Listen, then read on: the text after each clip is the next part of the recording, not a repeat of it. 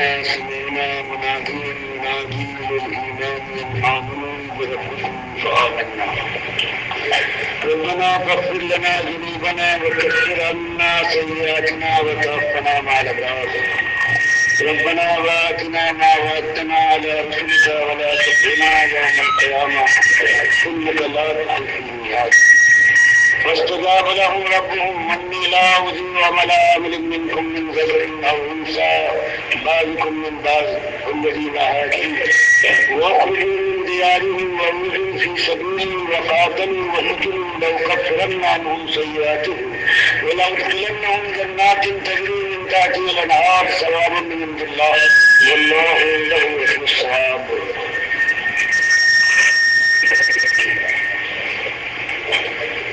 یہ بیان ہے اس کا جس میں ہم رات کو بغیر کسی ذاتی حق کے وجود بخشا سب کچھ دینے کے بعد یاد دلایا کہ یاد رکھنا یہ زندگی کا دائرہ یہی بیٹھا نہیں رہے گا. صبح شام کی گردش تمہارے لیے بہرحال ایک دن تھمے گی اور اس کے بعد ایک وہ دن بھی آنے والا ہے کہ جب فیصلہ ہوگا ہماری بارگاہ میں ایمان کے اوپر. ہم فیصلہ کریں گے کہ کون جیتا اور کون ہار گیا. اس دن کو نہ بھولنا. کامیابی اور ناکامی کا دن آج نہیں بلکہ وہ دن آنے والا ہے. فیصلے کے بعد پھر جیتو گے تو ہمیشہ کی جیت ہے. کبھی ہار کا خطرہ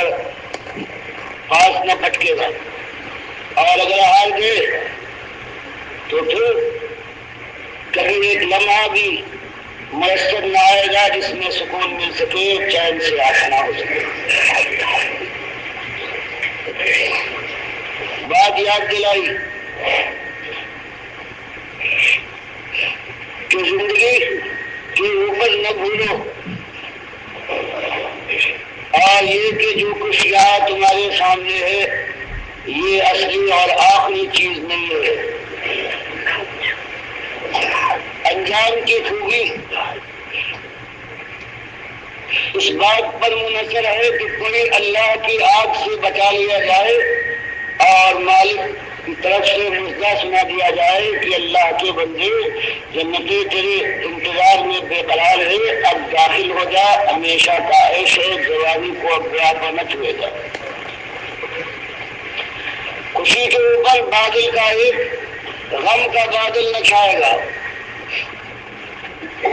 جو کہہ دے گا تو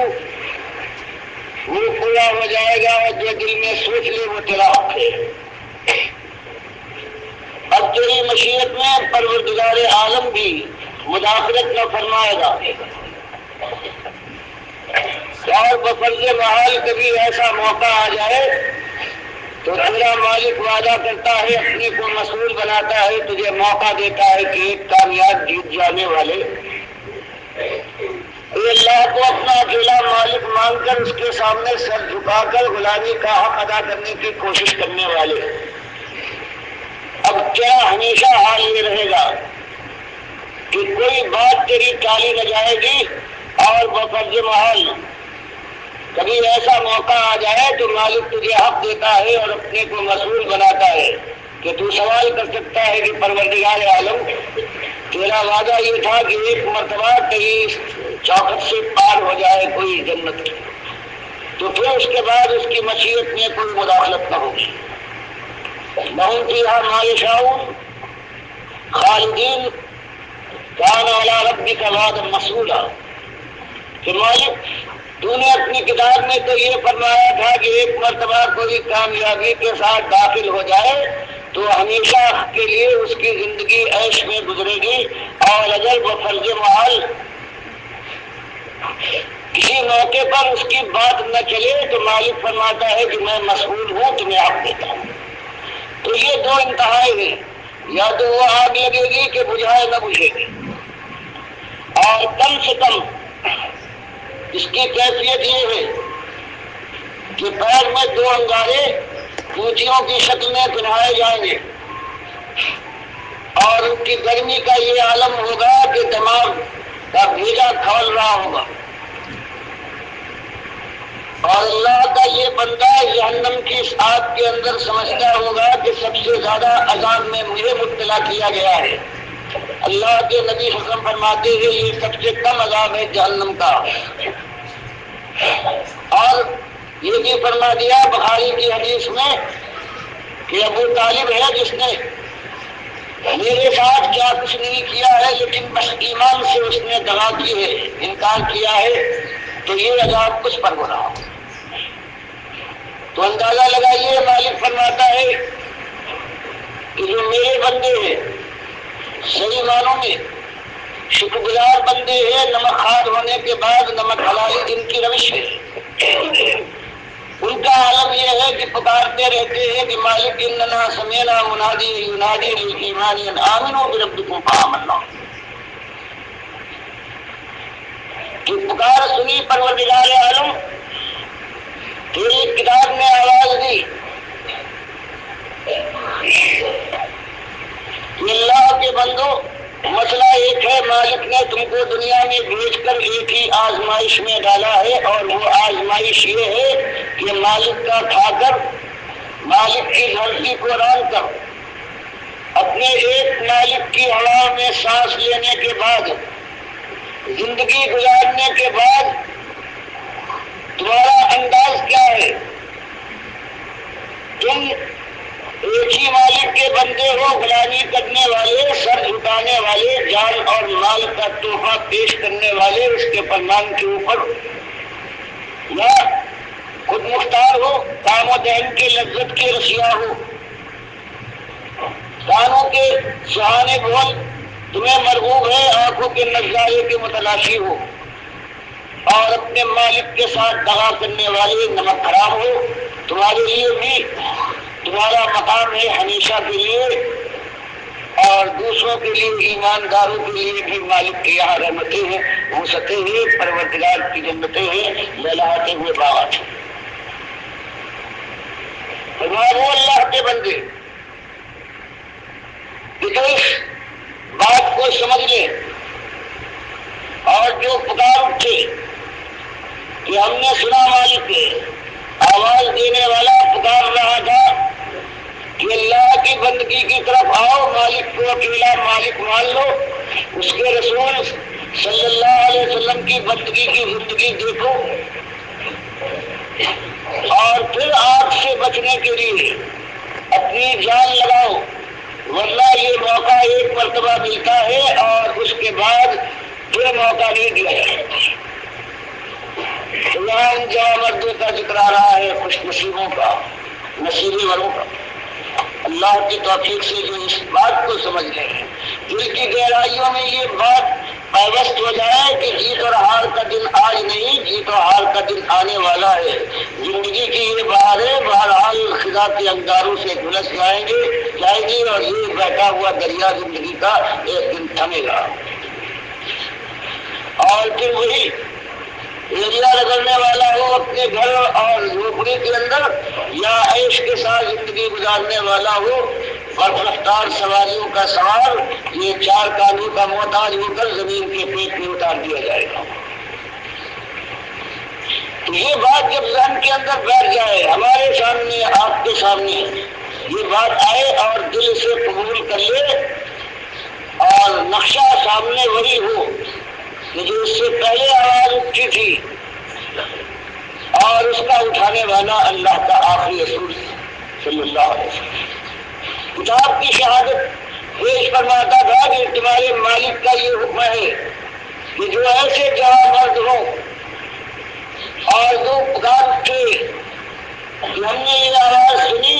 مقصد زندگی کو پہچانا، پروردگار ہم ایمان لے آئے، تو پروردگار اب دل کی لگن یہ ہے کہ بس تیری آگ سے بچ جائے، تیری رضا کا اصول ہماری جھولی میں آ کر اپنا زور ڈال دے، اور پروردگار عالم تو ہم سے راضی ہو جا، ہماری وہ خطائیں جو ہم نے نادانی سے بھول کے کی ہیں، جو ہمیں کرنا چاہیے اور اپنی ان چیزوں کو ہم نے نہیں کیا ہے مالک، ان سے درگزر فرما، اور جو نفس کے بہکاوے سے اور شیطان کے فریب سے ہم غلط راستے پر چل نکلے ہیں اور بڑھتے گئے ہیں، پروردگار ہماری ان خطاؤں کو بھی معاف فرما دے۔ تو ان کو بتایا جا رہا ہے کہ جو سانسیں لے رہے ہیں ان فضاؤں کے اندر، جن کے رگوں میں ابھی گرم و سیال خون دوڑ رہا ہے، ان کو وہ بات یاد دلائی جا رہی ہے کہ اپنی خیر خواہوں، اپنی جانوں کو اللہ کے غضب سے بچانے کی کوشش کرو، آج اس کا موقع ہے۔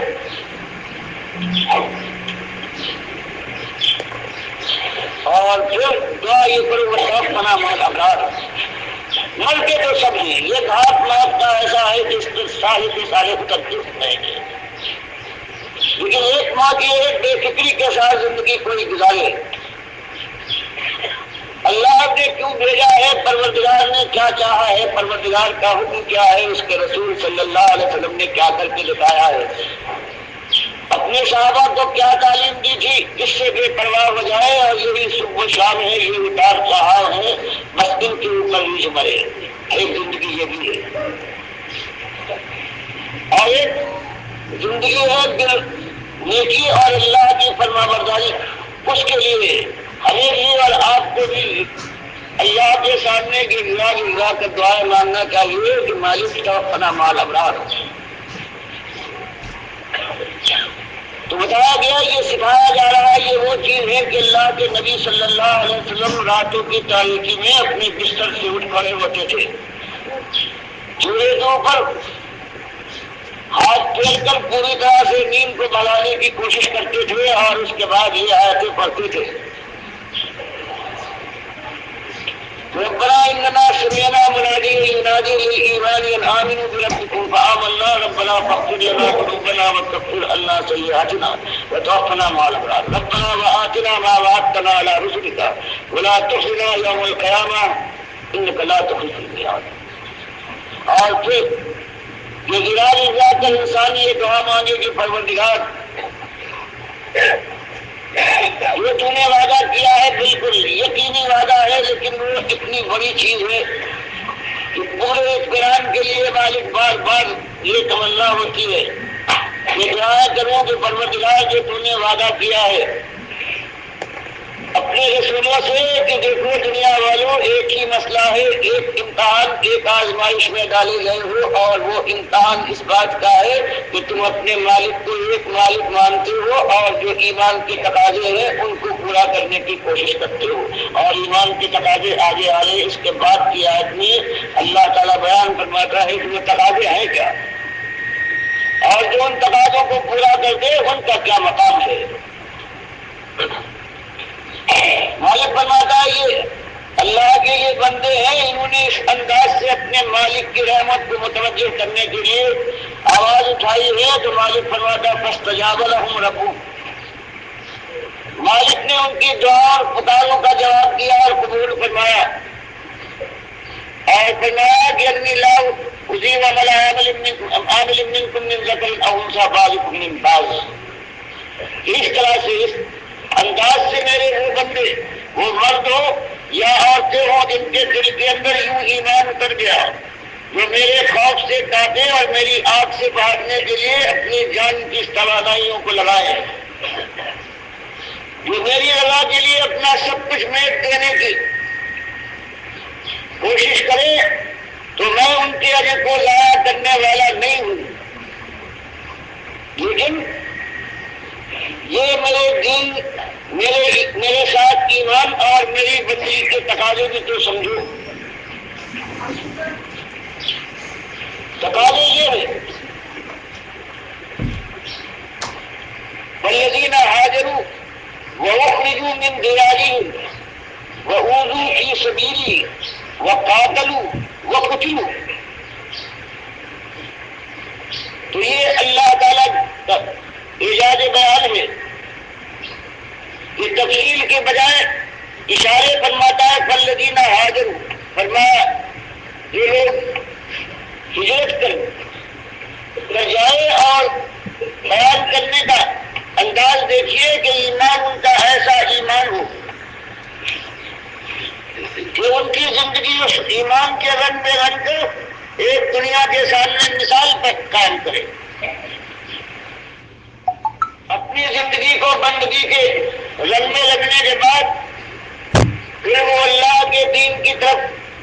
دنیا والوں کو بلائیں، اقتدار والوں کو ہوشیار کریں کہ آج اگر کرسی کے اوپر براجمان ہو تو یہ اللہ کی رحمت اور اس کی مشیت کا تحفہ ہے۔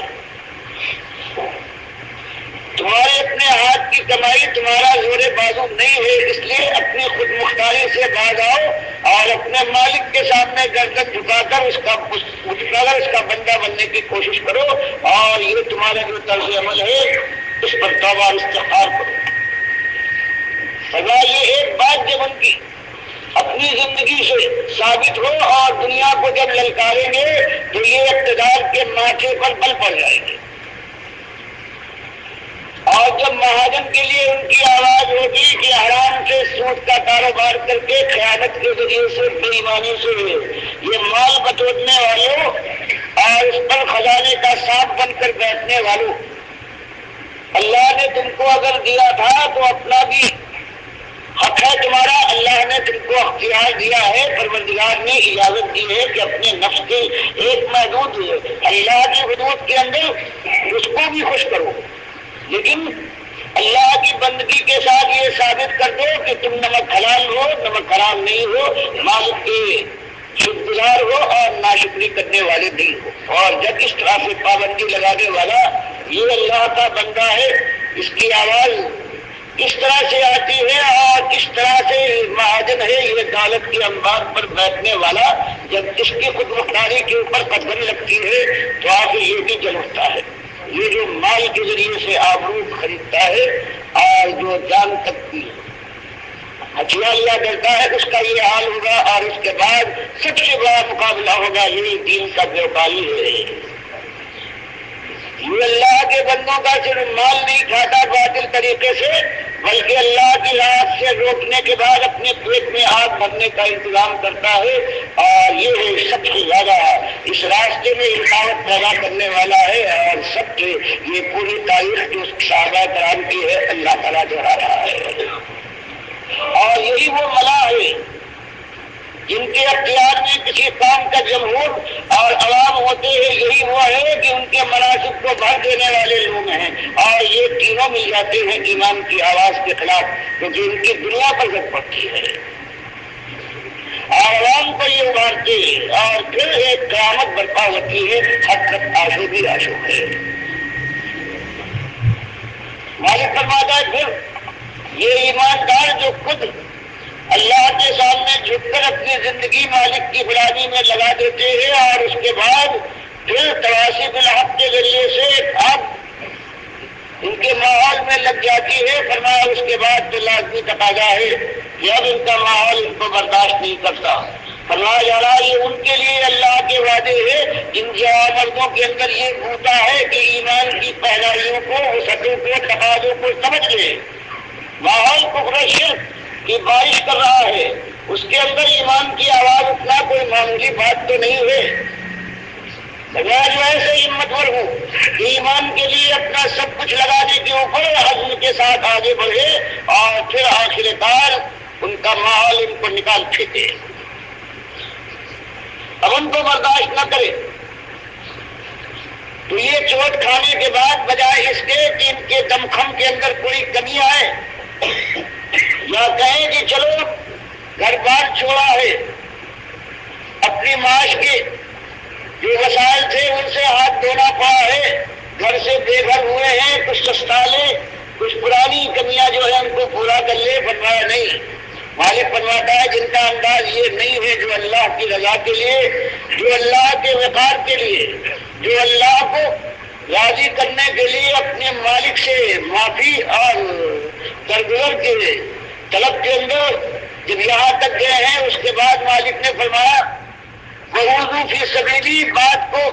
کھول کر سامنے لا رہے ہیں، اور اس کے بعد کہیں آنکھیں نکالی جا رہی ہے، کبھی لال پیلے ڈورے ہیں ان کی آنکھوں کے ظاہر ہوتے ہوئے، کبھی ماتھوں پہ شکن پڑتی ہے، کبھی ہاتھ آگے بڑھتے ہیں، اور کبھی پھر یلغار ہوتی ہے، پھر صبح و شام ان کی زندگی ہے،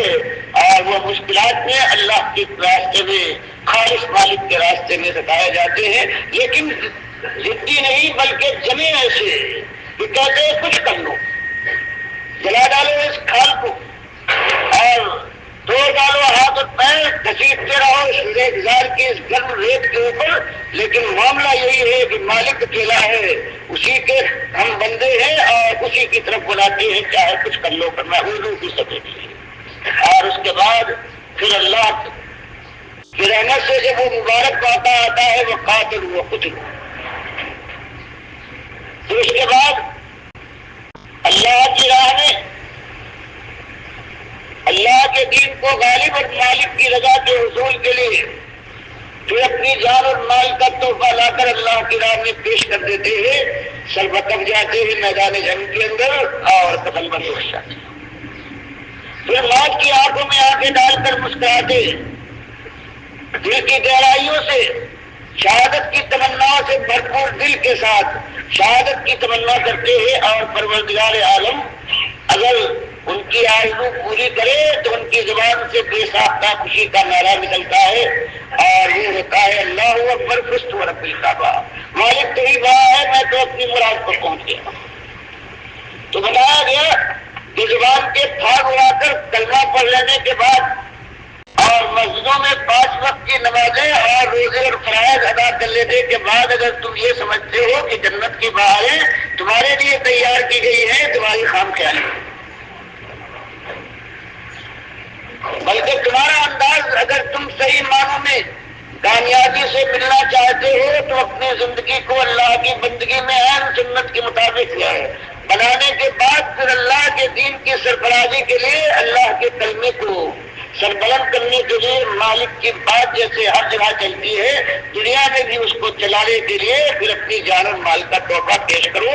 اور پھر اس راستے میں اللہ سے توفیق مانگ کر چل جانے کی کوشش کرو۔ تب مالک کا وعدہ ہے کہ یہی وہ لوگ ہیں کہ جن کے اوپر میری رحمتیں برسیں گی، اور جگہ جگہ قرآن کا یہی معاملہ ہے، مالک یہی فرماتا ہے ان الذین آمنوا والذین ہاجروا وجاہدوا فی سبیل اللہ واللہ ان الذین آمنوا والذین ہاجروا وجاہدوا فی سبیل اللہ اولئک یرجون رحمت اللہ واللہ غفور رحیم۔ ایمان کا یہ جو انداز ہو جاتا ہے کہ یہ کھویا جن کے زبان کے کچھ بول ہیں اور کچھ عبادتوں سے یہ مرکب ہے، باقی کچھ نہیں ہے، تو مالک فرماتا نہیں، ہمارے یہاں جو ایمان معتبر ہے وہ ایمان ہے کہ ایمان کے بعد پھر آگ لگ جائے اس کے ماحول میں، تو اس کے بعد ہجرت کے مقام آواز دے، اور آخر کار اگر اللہ کی توفیق ہو وہ دور کی آ جائے، وہ مبارک دور کے اتمام حجت ہو جائے باطل کے خلاف، اور پھر فولاد کو بیچ میں لا ڈالا جائے، اس وقت کہ جو جنگ کے آخری وقت تک جمع رہے، یہ ہے اولئک یرجون رحمت اللہ۔ اگر یہ اللہ سے رحمت کے متوقع ہے تو مالک فرماتا ہے کہ ہاں ان کو امید رکھنا چاہیے کہ اللہ غفور رحیم، مالک ہے صرف یہی نہیں ان پر رحمت فرمائے گا، لیکن بلکہ ان کی کتنی خطائیں ہیں، بھول چوک ہے، اس کو ڈھانپ دے گا، اور انجام کار جنت کی بادشاہی ان کے قدموں میں لوٹے گی۔ تو یہ ایک بات ہے، اور آج یہ ماحول آپ دیکھ رہے ہیں، اس زمانے کی کا ذکر ہے کہ ہر طرف سے باطل حملہ آور تھا، اور اللہ کے کچھ بندے تھے کہ جو اللہ کی دین پر قائم تھے، اپنے نبی صلی اللہ علیہ وسلم کے ساتھ دائیں اور بائیں اور آگے اور پیچھے ان کی غیرت کی جانوں کا قلعہ بنائے ہوئے تھے کہ یہ ایمان کے داعی ہیں، اور ان کے ساتھ مل کر اللہ کی راہ میں ہم آگے بڑھ سکتے ہیں۔ اور انہیں چند کا میں ذکر کرنا چاہتا ہوں، ایک اس سورت کا ذکر ہے آل عمران کا، جو احد کی جنگ سے متعلق ہے، اور آپ کو معلوم ہے کہ احد کی جنگ میں وہ جو ہجرت کے مقام میں طے کر چکے ہوں اور جو اللہ کی راہ میں ہر طرح سے ایذاء میں ڈالے گئے ہوں، ان کی تعداد 4 تھی جو شہید ہوئے ہیں احد کے دن۔ ایک ان میں حمزہ ابن عبد المطلب ہے رضی اللہ تعالیٰ عنہ، دوسرے عبداللہ ابن جحش ہے،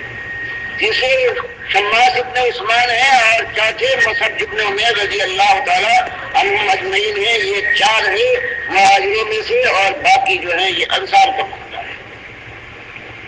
اب ان کی زندگی کے مختلف پہلو کہ اللہ کے بندوں نے کیا کیا ہے. اس میں مصعب بن عمیر وہ شہزادہ ہے قریش کے خاندان بنو عبد الدار کا, جس کے لیے ترمذی کی روایت میں آتا ہے. محمد بن کعب القرظی بیان کرتے ہیں کہ ابی رضی اللہ تعالیٰ عنہ کا کہنا ہے کہ ہجرت کے بعد مدینے میں ایک دن یہ شہزادہ مصعب بن عمیر اس شکل میں آیا ہے کہ اس کے بدن کے اوپر صرف ایک چادر ہے, بجائے اس کے اوپر چادر ہوتی ہے نیچے رات, اور وہ چادر بھی ایسی تھکی ہوئی اور پوشیدہ تھی کہ جگہ جگہ پاون لگے ہوئے تھے, اور پیر بھی چادر کے کپڑے کے نہیں بلکہ پوستین اور چمڑے تھے. اللہ کے نبی صلی اللہ علیہ وسلم نے دیکھنے کے بعد فرمایا یہ وہ جوان ہے کہ اس سے زیادہ عیش کسی جوان نے اپنی جوانی میں قریش کے شہزادوں میں سے نہیں دیکھا ہے. آج اللہ کی رحمت ہے آپ کی آنکھوں میں آنسو منائے کہ آج اللہ کی رحمت ہے کہ سال میں ہے یہ اللہ کا یہ بندہ اور کیسا مطمئن ہے. عالم یہ ہے کہ کبھی ایمان لانے سے پہلے جب تک ماں کی محبت بھری آنکھ اس کی طرف تھی, خلاص لاکھوں کی مالک تھی, اپنے بچے پر جان چھڑکتی تھی. اگر نکلے تو غلاموں کے پلے ساتھ ہوتے تھے. ایک لباس اگر پہن لے تو آنکھ پر جائے لوگوں کی تو دوسرے دن اس کو پہننا گوارا نہیں کرتے تھے. آج ان کا یہ عالم ہے. اور پھر جو بخاری اور مسلم کی حدیثوں میں پھیلی ہوئی بات ہے کہ انجام ان کا یہ ہوا ہے کہ عہد کی جنگ میں یہ جھنڈا ان کے ہاتھ میں ہے,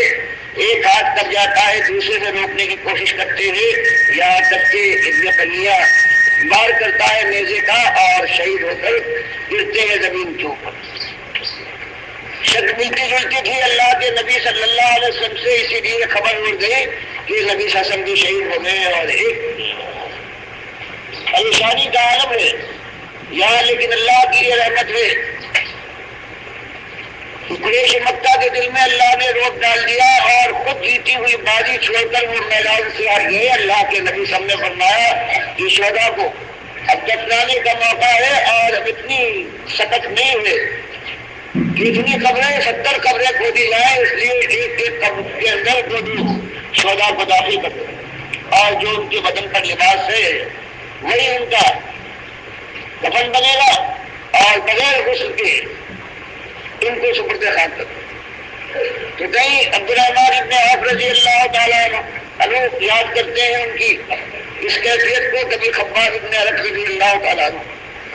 بخاری جگہ جگہ لاتے ہیں. اتنی جگہ پر ان کا ذکر فرمایا گیا ہے کہ اس کے بعد جو حضرات دفن کرنے کے لیے معمور کیے گئے تھے انہوں نے آ کر اپنی ایک مشکل بیان کی اور کہا کہ اللہ کے نبی صلی اللہ علیہ وسلم مصعب بن عمیر رضی اللہ تعالیٰ عنہ کا حال یہ ہے کہ اگر ہم ان کے اپنے کپڑوں سے ان کے سر کو ڈھانپتے ہیں تو پیر کھل جاتے ہیں, اور پیر کو بند کرے تو سر کھل جاتا ہے. تو اللہ کے نبی صلی اللہ علیہ وسلم کیا کریں, نبی صلی اللہ علیہ وسلم نے فرمایا کہ ان کے سر کو ان کی چادر سے بند کر دو, پیر کھلا رہے گا, اس پر اس کی گھاس ڈال کر اور سپرد خاک کر دو. تو یہ ہے اللہ کا وہ بندہ ہے کہ جوانی اس نے اس انداز سے گزاری ہے. پھر اللہ کی راہ میں حبش کی ہجرت کی ہے, حبش سے آنے کے بعد پھر مدینے کی طرف ہجرت کی ہے, اور اس کے بعد بدر میں اللہ کے نبی صلی اللہ علیہ وسلم کے ساتھ رہا اور عہد میں اپنی اس انجام کو پہنچا ہے. کیسا خوشنما انجام ہے, کیسا حسین انجام ہے.